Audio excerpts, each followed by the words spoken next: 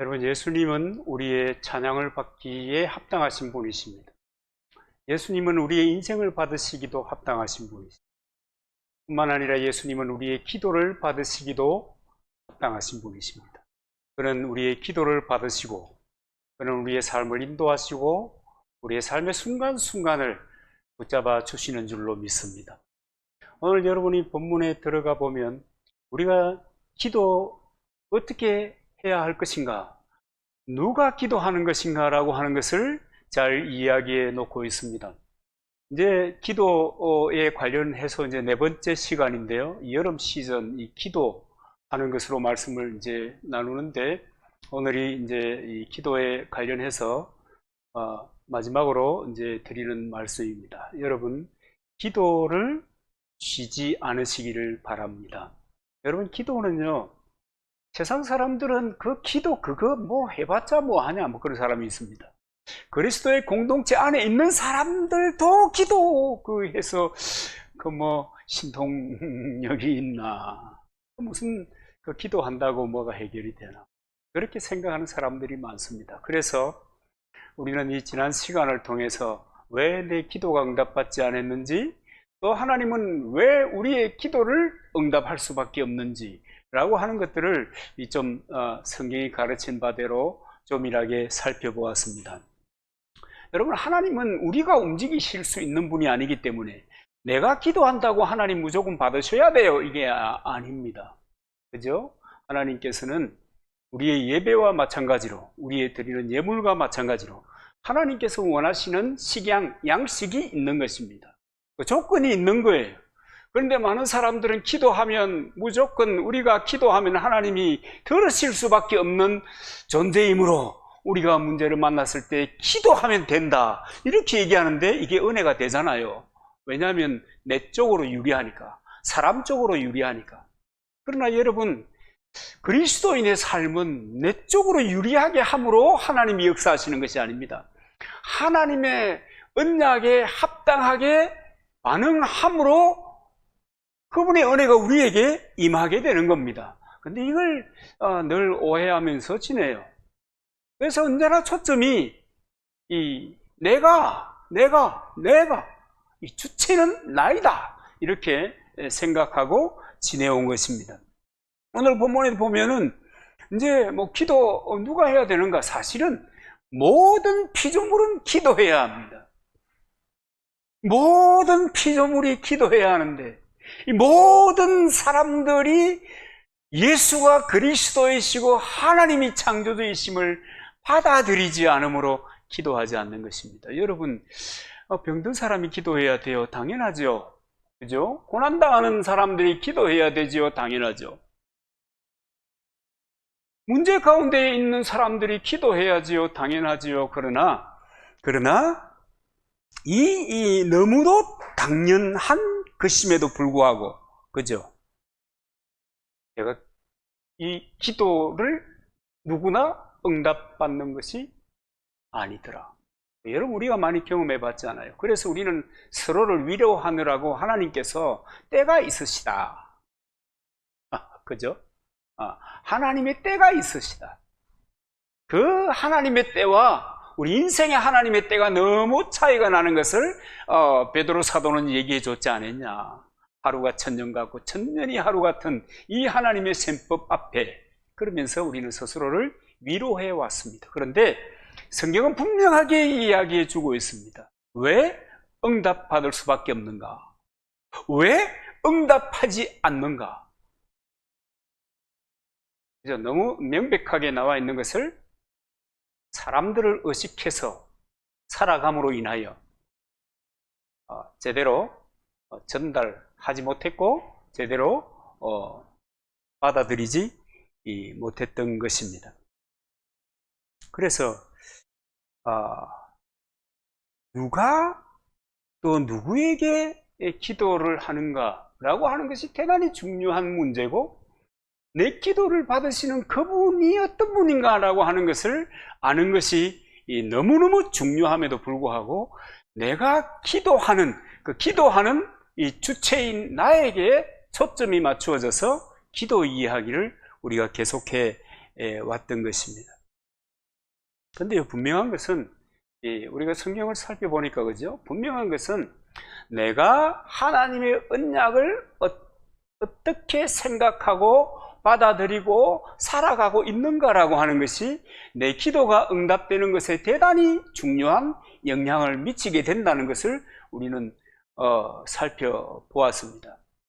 그래서 기도 누가 응답받느냐? 기도 많이 하는 사람이 응답받느냐?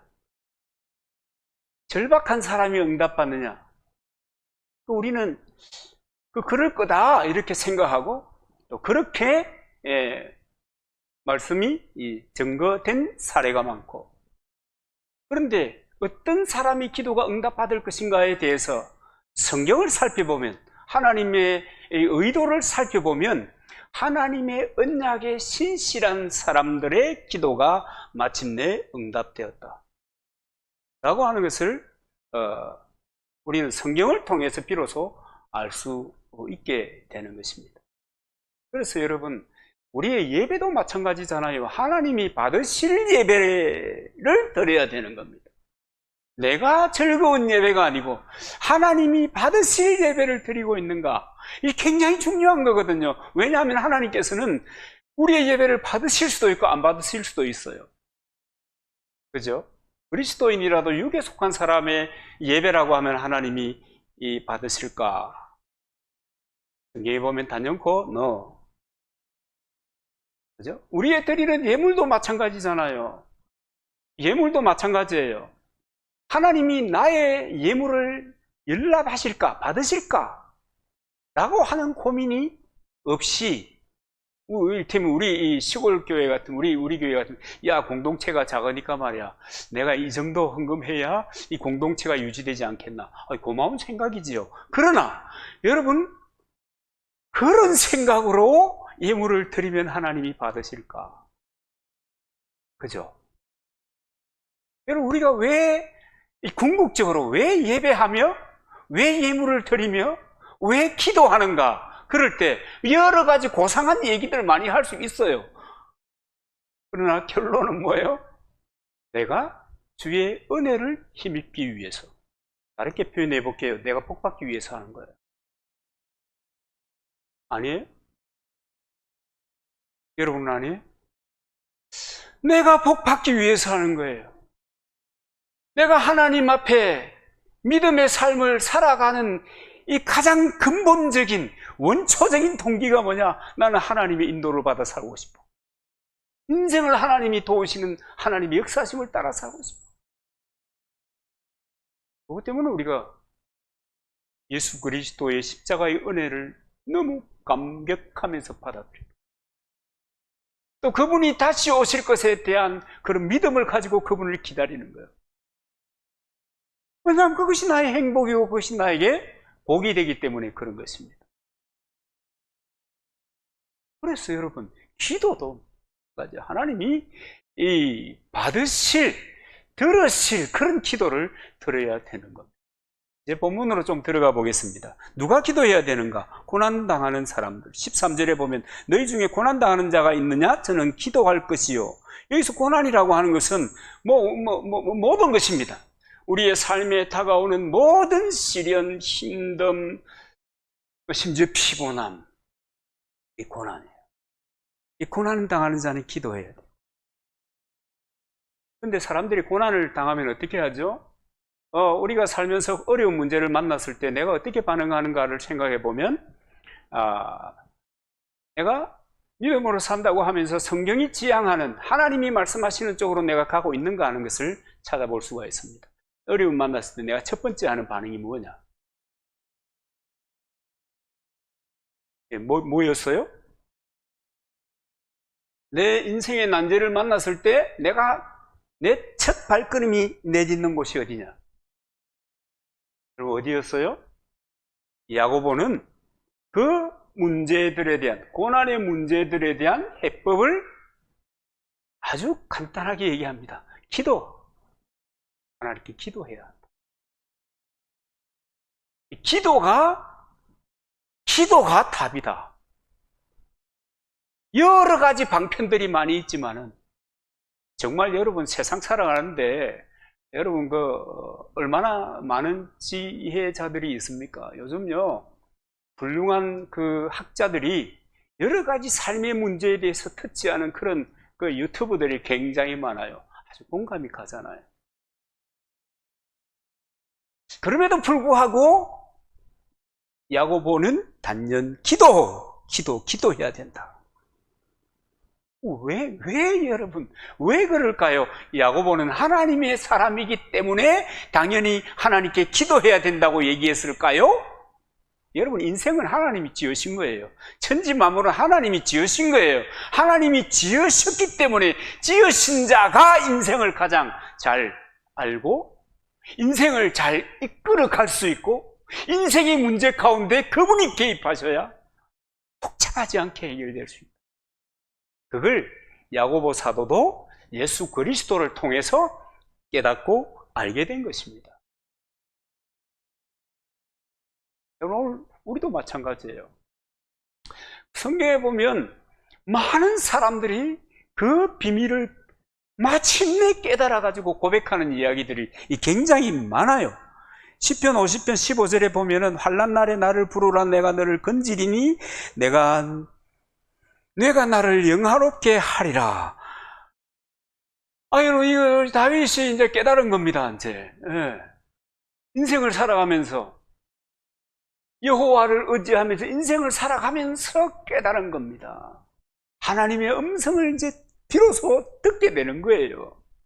환난 당했을 때. 얼마나 여러분 인간적인 노력을 많이 했겠어요. 그리고 깨달은 거예요. 환난을 만났는가? 나를 부르라. 뭐예요? 기도해라. 그 말입니다. 기도하면 건져주신다.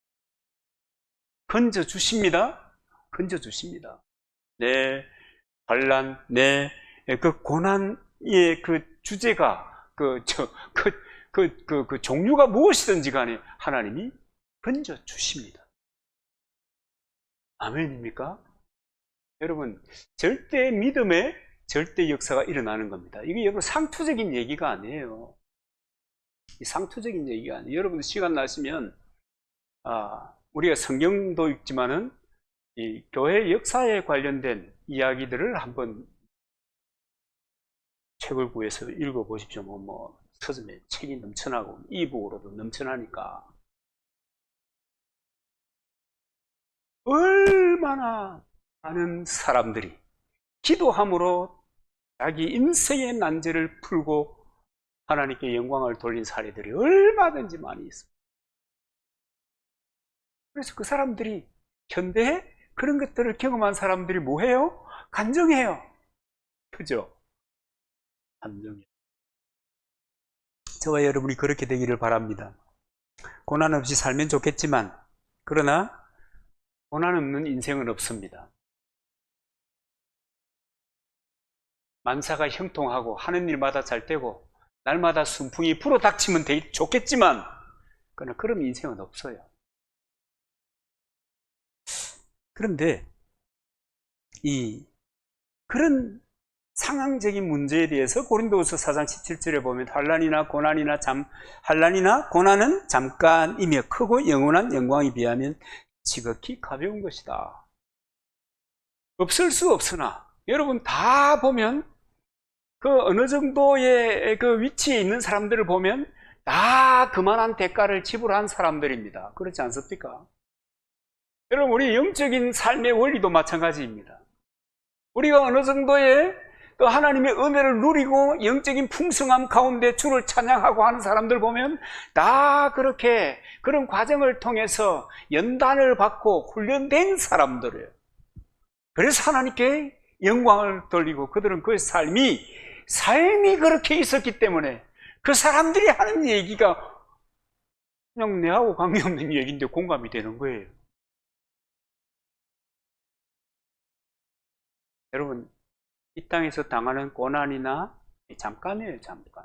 우리는 한시적인 세월을 살고 있다. 여러분 이걸 잊어버리면 안 됩니다. 우리가 영원히 살 것처럼 생각하고 계획하고 또 추구하고 가지만은 한시적인 삶을 사는 거예요. 그 한시적인 삶을 사는데도 이 고난의 문제를 야, 이거 떠나서 살 수 없는 거예요. 그죠? 그러므로 여러분, 기도하면서 하루하루를 살아야 하는 거예요. 기도하면서. 그리고 이사야서 63장 9절에 보니까 하나님은 그들의 모든 환난에 동참하신다고 하나님 자신을 소개하고 있어요. 하나님이 내 환난 가운데 함께 하고 있는 겁니다. 내 어려움 가운데, 우리는 어려움 만나면 여러분 우리 다 그런 경험 있잖아요. 어떻게 하지? 한숨이 나와. 이걸 어떻게 하지? 갑작스럽게 다가오는 이 상황이라는 것이 어떤 것들은 시간, 또 어떤 것들은 사건들을 연결해서 그 결과에 이르는 경우도 있지만은 어떤 경우는 감당할 수 없는 그 어마어마한 상황이 그냥 닥쳐오는 거예요. 그냥 얼마 전에 저 경기도 쪽으로 비가 국지성 폭우가 내려가지고, 그죠? 그런 것 봐, 순간적으로 물이 차오르는 거예요. 그와 같이 고난이 우리에게 닥쳐올 때 어떻게 해야 되냐? 기도해야 됩니다. 야고보의 해법일 뿐만 아니라 신구약 성경의 모든 하나님의 사람들이 공통적으로 얘기하는 해법이 기도입니다. 기도 위에는 이런 유가 날 수 없느냐. 기도해야 돼. 그것도 기도하는데 이제 병든 사람에 대한 얘기가 14절에 나옵니다. 너희 중에 병든 자가 있느냐? 교회 장로들을 청할 것이고 그들은 주의 이름으로 기름을 바르기 위하여 기도할지니라. 이 병든 사람들은 기도해야 한다. 근데 우리는 이미 우리 신앙생활 하면서 많은 이야기들을 알고 있습니다. 이를테면 어떤 사람들은 야, 병들었으면 약을 끊고 일단은 뭐 기도해야 돼. 기도에 전무해야 돼. 하나님께서 약의 은혜를 영향력을 받겠냐 그러면서 그건 뭐 믿음 없는 것이야 뭐 이렇게 얘기하는 그 사람들이 들어 있었습니다. 그런데 성경은 이렇게 얘기하고 있습니다. 뭐라고 얘기해요? 그들이 주의 이름으로 기름을 바르며 위하여 기도할지니라. 그죠? 야고보가 믿음이 없어서 그러는 것이 아니란 말이에요. 기름을 바른다는 것은 약이 없던 시대에 그것은 약을 바르는 그런 행위였습니다. 그러니까 질병을 만났을 때 기도해야 되는데 치료를 받으면서 기도. 여러분 믿음이 나는 믿음으로 하나님 그런 믿음이 있는 것이 나쁘다. 아니지만 그러나 성경은 이렇게 얘기하고 있다. 여러분 야고보만 그랬으면 야고보가 좀 그 야고보서를 읽어보면 조금 극단적인 이런 표현들이 나와요. 행동하지 않는 믿음은 죽은 믿음이다 그러잖아요. 그렇죠? 그럼 꼭 행동해야, 그럼 살아있는 믿음은 꼭 그렇게 반응해야만 하는가? 라고 하는 데 대한 우리에게 많은 스트레스를 주는 분이 행함이 없는 믿음은 죽은 믿음이다 하는 말. 얼마나 우리에게 스트레스를 줍니까? 특히 이 모태 신앙을 가진 사람들에게 치명적인 이야기입니다. 모태 신앙을 가진 사람이 성령 체험을 하면 세상이 달라져 버리는데 확 뒤집어져 버리는데, 근데 모태 신앙을 가진 사람이 성령 체험을 하기 전에는 마치 아무것도 하지 못하는, 그야말로 말 그대로 나 못해 이런 사람들처럼 비춰진단 말이에요. 얼마나 그런 사람들이 스트레스를 줍니까? 근데 구약에도 보면은, 열왕기하에 보면은 히스기야 왕이 죽을 병에 걸렸는데 선지자 이사야가 이 히스기야를 찾아와 가지고 하나님의 메시지를 전달해 주는 감동적인 장면이 나옵니다. 많은 사람들이 기억하는데 열왕기하 20장 5절에 보면 내가 내 기도를 들었고 내 눈물을 보았다. 얼마나 감동적이에요. 너 평소에 네가 나를 얼마나 신실하게 나를 의지했는지 내가 안다는 거예요. 내가 기도하고 내가 몸부림치고 언약 가운데 그 백성을 이끌기 위해서 너 그렇게 깊은 밤을 고민하면서 지냈던 건데 다 봤다. 너 신실한 삶을 다 봤다. 그래가지고 내가 3일 안에 여호와의 전에 올라가리라 그랬는데 20장 7절에 보면 이사야가 히스기야의 상처에 무화과 반죽을 붙여주는 거예요. 무화과 반죽이라고 하는 것은, 무화과라고 하는 것은 여러분이 이제 그 시골에 사니까 이제 그런 상식이 있지 않겠어요? 치질을 치료하는 어떤 약재로도 쓰이거든요. 그러니까 염증을 치료하는 능력이 무화과나 있어요. 어쨌든 그 시대에 그것은 그렇게 쓰였던 것입니다. 그 이사야가 내가 기도해 보니까 너 사흘 안에 성전에 가서 하나님을 예배할 수 있겠다. 그리고 그거 됐어. 그러는 것이 아니라 무화과 나무 반죽을 상처에 발라줘. 이게 뭔 얘기하는 거예요? 야고보의 이야기는 단순히 자기가 그 열정이 넘쳐가지고 하는 얘기가 아니다 하는 것. 그렇기 때문에 약을 바르고 기도하는 것이 신앙과 전혀 반대되지 않는다라고 하는 것을 여러분 우리에게 가르쳐 주는 겁니다.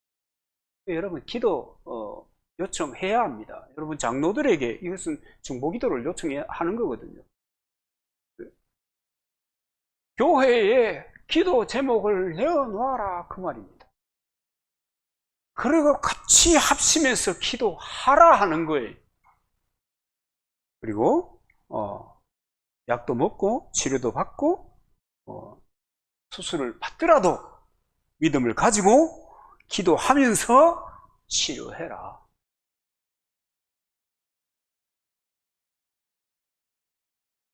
그것이 뭐 전혀 어긋남이. 그러니까 병든 사람은 기도해야 된다. 그 다음에 죄범한 사람 기도해야 된다 이러죠. 15절에 보면은 혹시 죄를 범하였을지라도 사심을 얻으리라. 그러니까 결국은 말이죠. 고난당하는 사람, 여러분 고난과 질병과 그 다음에 죄라고 하는 것은 여러분 우리가 벗어날 수가 없어요. 이를테면 고난은 여러 관계 속에서 살아가기 때문에 여러분 우리에게 얼마든지 있을 수 있습니다. 그죠? 그 다음에 질병이라는 것은요 정말 그 예기치 않는 것이지만은 노화의 한 과정일 수도 있고 그죠? 그것이 또 하나님께서 나를 단련하신 후에 귀하게 쓰기 위한 것인 것도 있고 다양한 경로로 인생은 그런 과정을 다 겪는 거예요. 죄의 문제도 마찬가지. 그러니까 기도하지 않아도 되는 사람은 한 사람도 있다 없다요? 없다는 거예요. 그러면서 이 질병으로 고통받는 사람, 실패하고 갑작스럽게 고난의 문제를 맞이한 사람들, 이런 사람들을 옛날에는 그런 사람들이 많이 있었어요. 그건 네가 뭔 잘못을 했기 때문에 그런 짐을 네가 지냐, 그죠? 죄값이 아니다. 여러분 죄값으로 오는 질병이 있습니다. 알코올 중독. 여러분 좋은 걸 먹어야 되는데 왜 자꾸만 그걸 먹어가지고 중독이 되도록 했다는 것은 여러분 문제입니다. 중독이라고 하는 것이 여러분 우상 숭배입니다. 그게 중독. 이 꽂힌 중독은 안 돼요. 내가 이걸 통해서 내가 마음의 위로를 받고 이걸 통해서 내 생각이 정리가 되고 마음이 평안해진다면 이 중독이에요. 이 우상 숭배와 같은 거. 그건 안 돼요. 그죠? 에이즈 같은 것도 여러분 3차적으로 에이즈가 되는 아이들 있잖아요. 그것은 피해야 될 것을 피하면 좋았을 것을 자기가 취해버렸기 때문에 다가오는 것입니다. 그러나 모든 것이 과오나 죄로 인하여 오는 것이 아니라 하는 사실을 여러분 기억하셔야 됩니다. 그래서 여러분, 우리가 할 수 있는 것은 기도해 주는 것, 격려해 주는 것, 힘이 나도록 또 다시 한번 해볼 수 있도록 푸시해 주는 것, 밀어주는 것. 그 우리가 하는 일. 또 그렇게 해야 합니다.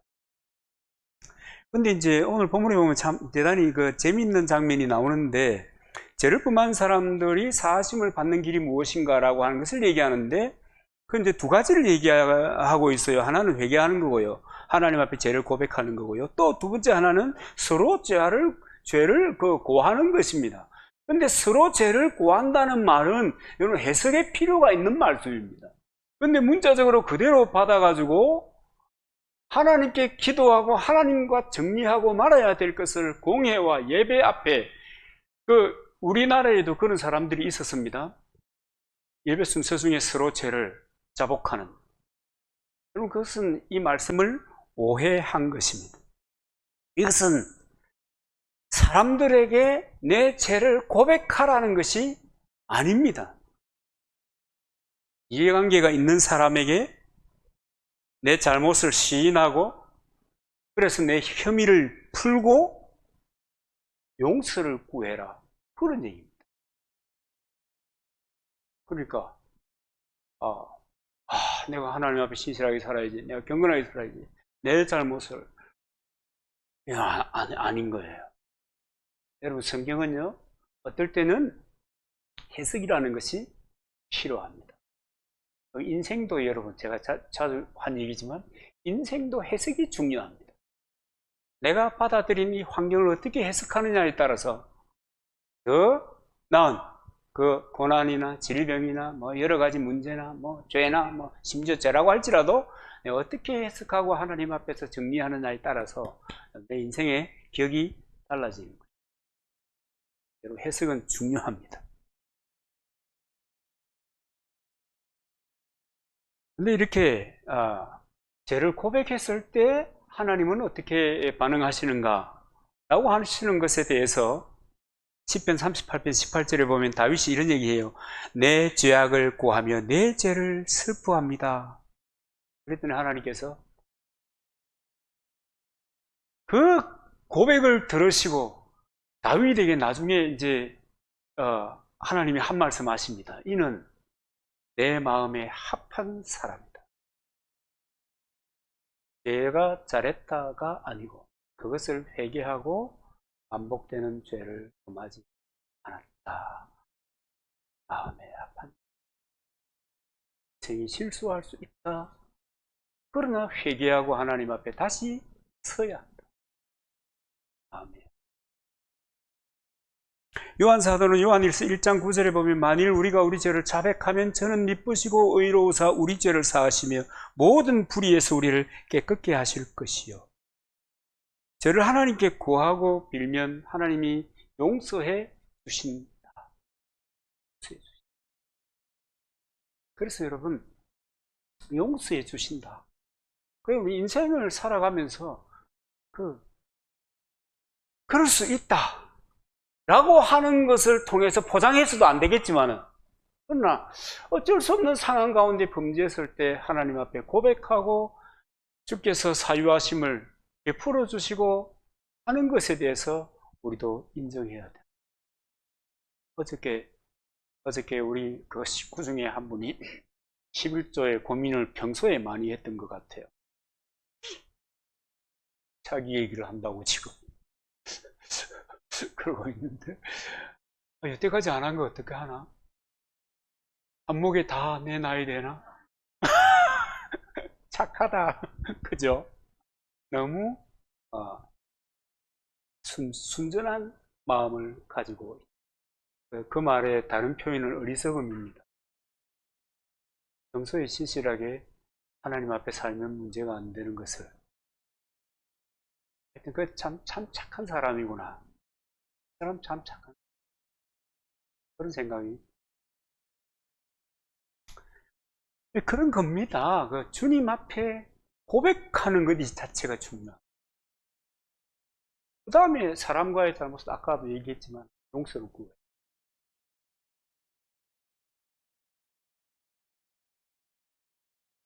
그렇게 살아가는 겁니다. 그런 것을 통해서 또 사함을 받게 되는 것입니다. 그리고 어떻게 기도해야 될까? 시작하면서도 말씀드렸지만 하나님이 연락하시게, 하나님이 받으시게 기도해야 된다. 당연한 거 아니겠어요?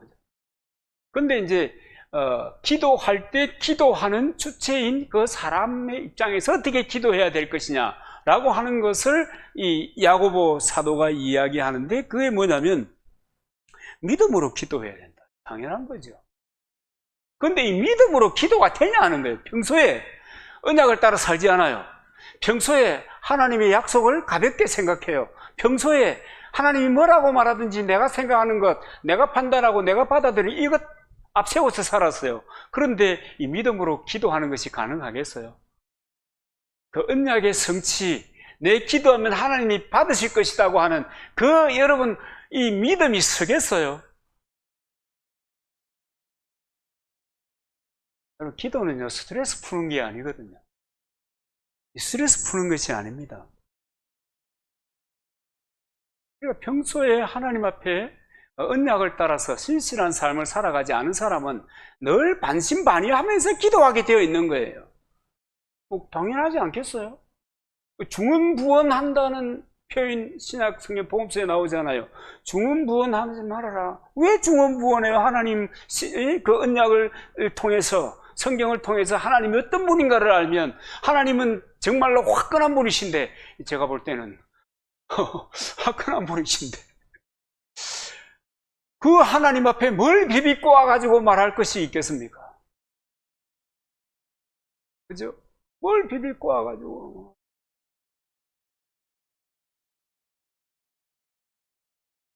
그 하나님이 믿어지면, 그 언약에 확신이 들면 당연히 담대하게 하나님 하고 평소에 아는 대로 믿고 고백하는 겁니다. 당연한 거 아니겠어요? 그래서 여러분 안 믿으면, 평소에 안 믿으면 여러분 절대로 여러분 믿음으로 기도할 수가 없어요. 평소에 하나님 안 계신 것처럼 사는데 기도하는 그 순간이 여러분 하나님께서 반드시 내 기도를 들어주실 것이다 이 믿음이 생기겠어요? 여러분 생깁니까? 여러분 뭐 신실하게 믿음의 삶을 삶으로 뭐 그런 생각이 한번 들어본 적이 없어서 잘 모르겠죠. 안 생겨요. 그래서 여러분 하나님을 아는 것이 중요하고요. 하나님을 아는 지식이 중요하고요.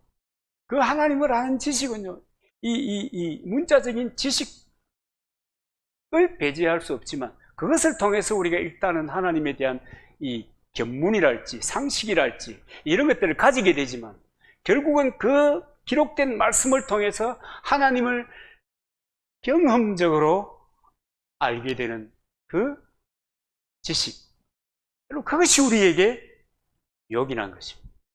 그것이 기도를 믿음으로 기도할 수 있도록 만드는 거예요. 내 기도하면 하나님이 반드시 들으신다 라고 하는 것을 여러분 확신하게 되는 것입니다. 그 다음에 여러분 뭐 당연하게 기도하는 그 사람들은 당연하게 간절히 기도해야, 그죠? 간절히 기도해야 합니다. 당연하죠.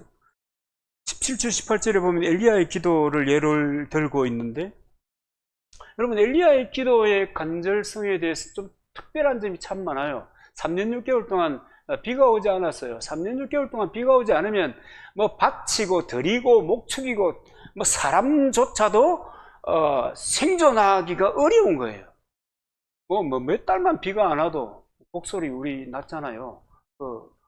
올해도 그 봄 한동안 비가 안 와가지고 저는 논에 물이 말라가지고 안 나오는 바람에 지하수가 쫄쫄쫄 나오다가도 그것도 싹 말라버렸어요. 심각한 가뭄에 3년 6개월 그런 것이 반복된다고 하면 이 상황이 예사 상황이 아니죠. 그래서 그때 믿음의 사람 엘리야가 하나님께 기도하고 비가 오게 이제 했던 건데, 그때 엘리야의 이 기도를 야고보는 어떻게 표현하고 있는가 하면 5장 17절에 보면 간절히 기도했다. 그리고 18절에 보면 다시 기도했다 라고 하는 것으로 엘리야의 기도를 정리하고 있습니다. 역사를 이렇게 평가한 거예요. 엘리야 시대의 기도. 간절히 기도했고 다시 기도했다. 그러니까 우리 그 상황을 알아요. 그죠? 이미 우리는 그 엘리야의 기록을 알고 있으니까. 게하시가 자기 종이 7번 산꼭대기에 올라가잖아요. 야, 구름 보이냐? 가봐라. 또 기도하고, 보이냐? 가봐라. 없는데요. 가봐라. 없는데요. 나중에는 손바닥만한 구름이 보일 때까지 올라가 봐라. 그 다시 기도해. 근데 그 엘리야가 어떻게 간절히 기도했는가라고 하는 것에 대해서 이제 엘리야의 기도 장면에서 볼 수가 있는데요. 엘리야가 갈멜산 꼭대기, 그러니까 그 근처로 가가지고 산등성이쯤에 올라가가지고 울어서 엎드려서 그 얼굴을 무릎 사이에 넣고 기도했어요. 여러분 그 상황이라고 하는 게 우리는 여러분 산기도 같은 가봤 옛날에 지금도 가나요? 방석 들고 가잖아요. 방석 들고 안 갔어요? 방석 들고 가잖아요. 그래가지고 제법 분위기가 괜찮은 곳에 방석을 깔고 이렇게 기도하잖아요. 근데 엘리야가 기도했던 그 자리는요, 그 동네는요, 우기가 아니면 황폐해요. 우기가 아니면 황폐해. 이거 먼지가 펄펄펄 난다 이거예요. 하면 먼지가 그냥 올라오는 거예요. 그런 곳에 무릎에 얼굴을 품고 간절히 기도했다. 어떻게 기도했을까? 외쳐서 기도했다고 하면 죄야 하면 올라올 텐데 먼지가. 근데 그렇게 기도했다는 거예요. 이것의 의미는 여러분, 하나님, 우리는 아무것도 할 수 없어요. 하나님이 역사해 주시지 아니하시면, 하나님이 비를 주지 아니하시면 우리 끝입니다. 우리가 할 수 있는 게 아무것도 없어요. 실제로 천재지변 앞에서 할 수 있는 게 없어요. 초과학 시대를 살고 있는 지금도 그렇잖아요. 저는 강남이 물에 잠길 거라고 하는 건 참 기가 막힌 일이었어요. 이 시대에 지금 우리가 살고 있는 이 시대에 우리나라도 초음속 비행기를 만들고 미사일도 세계가 깜짝 놀라는 미사일도 만들고, 여러분 그런 거 아시죠? 어마어마한 과학의 진보가 있는데요. 비 한 번 오니까 야수라장이 되어버리네. 천재지변 앞에서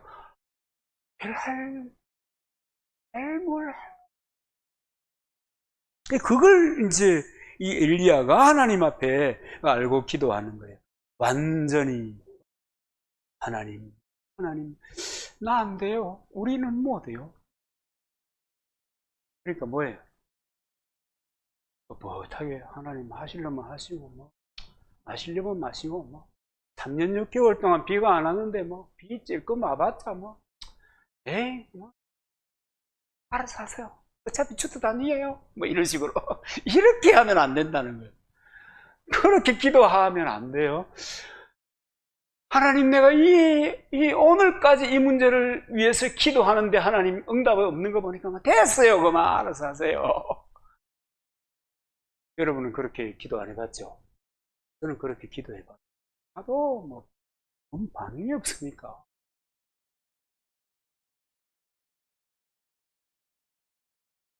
그렇게 기도했지 않았다. 불편한 자세로 구름이 떠올라서 빗방울이 떨어질 때까지 계속 이 엘리야가 그렇게 간절히 기도했다는 거예요. 우리 예수님의 기도의 모습에서도 볼 수가 있습니다. 겟세마네 동산에서 기도하는데 땀방울이 핏방울처럼 진액이 다하여, 그리고 예수님 같은 경우는 하나님의 뜻을 받드는 거예요. 그렇게 기도하고, 하나님이 청년 예수에 대한 하나님의 뜻은 뭡니까? 인류를 위하여 속죄의 어린 양이 되는 거예요. 속죄의 어린 양이 된다는 말의 의미를 우리 너무 잘 알잖아요. 번제로 자신을 드리는 거예요. 여러분, 구약의 번제라고 하는 것은 어린 양을 각을 뜨고 나중에 불태우는 거예요. 예수님 시절에 십자가에서 못 그렇게 기도하고 비로소 내 욕망도 내 꿈도 내 삶에 대한 이유도 다 내려놓고 오직 하나님의 뜻이 이루어지기를 위해서 살아가는 엘리야의 기도가 그렇게 간절히 기도해요. 그 야고보 사도가 간절한 기도에 관해서 엘리야를 소급해서 올린 것입니다. 그러니까 여러분, 기도 누가 잘하는가 그럴 때 이 반복하는 이유가 있습니다. 많이 해본 사람이 잘한다. 많이 해본 사람이 잘한다. 답이 아니라는 걸 알고 계시죠? 절박한 사람이 잘한다. 답이 아니라는 걸 여러분 너무 잘 알고 계시죠? 그럼 누가 잘하냐? 누가 하는 기도가 잘하냐? 하나님의 언약 앞에 신실한 사람이 잘하냐?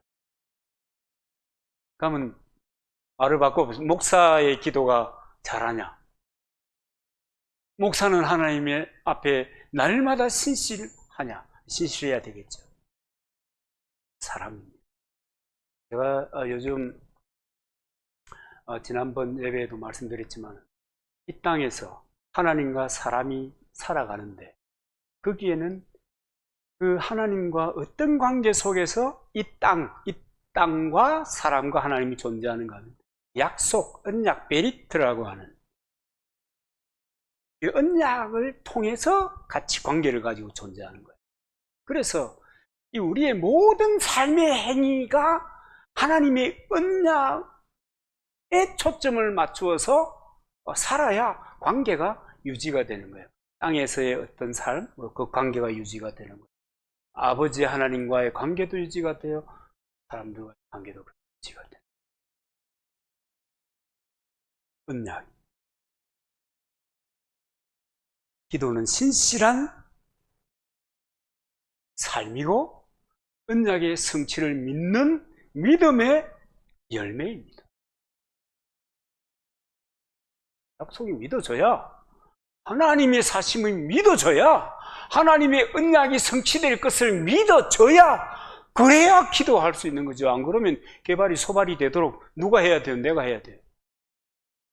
그죠? 사람들 만나고 말이죠. 신문에 광고 내고 말이죠. 내가 이런 상황인데 지혜를 좀 다오, 도움을 좀 다오, 죽기 살기로 살아가야 되는 거예요.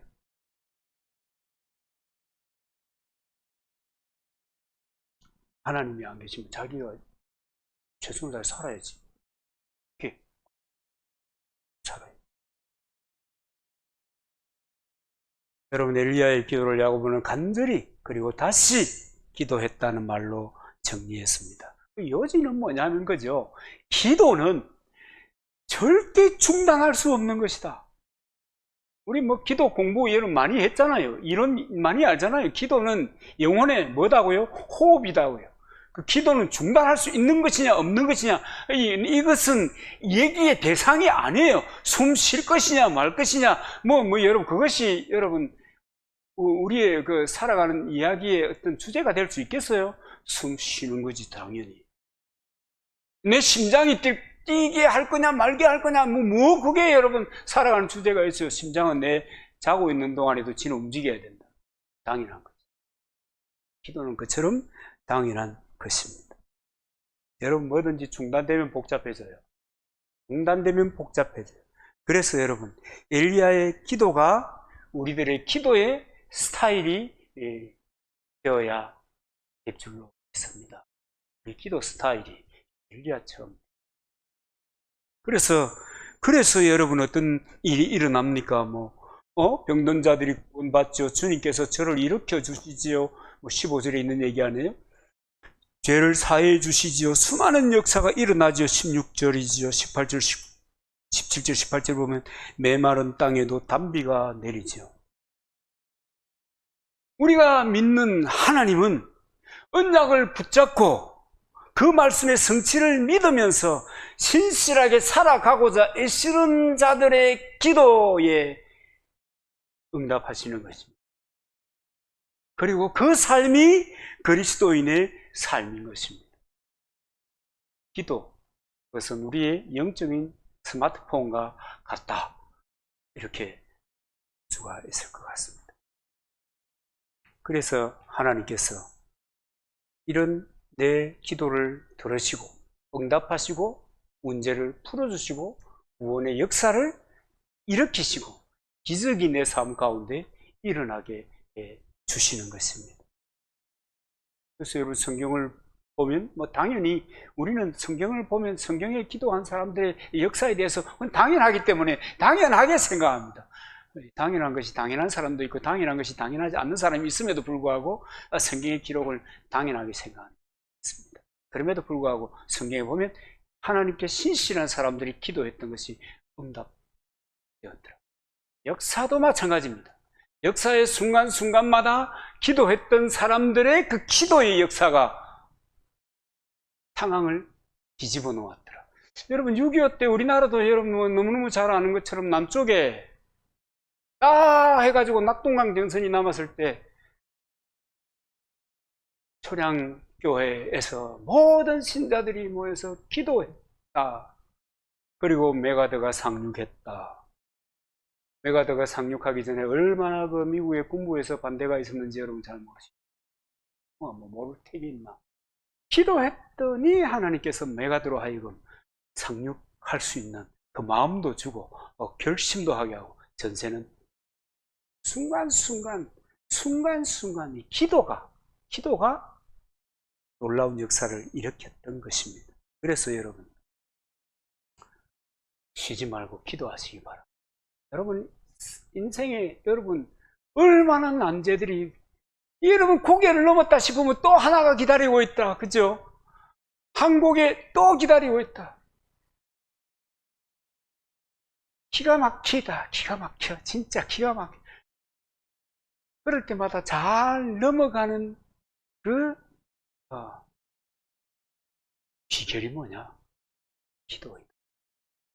야고보 사도의 고백이고 엘리야의 고백이고 성경의 고백이고 하나님이 우리에게 가르쳐 주신 난제를 타결하는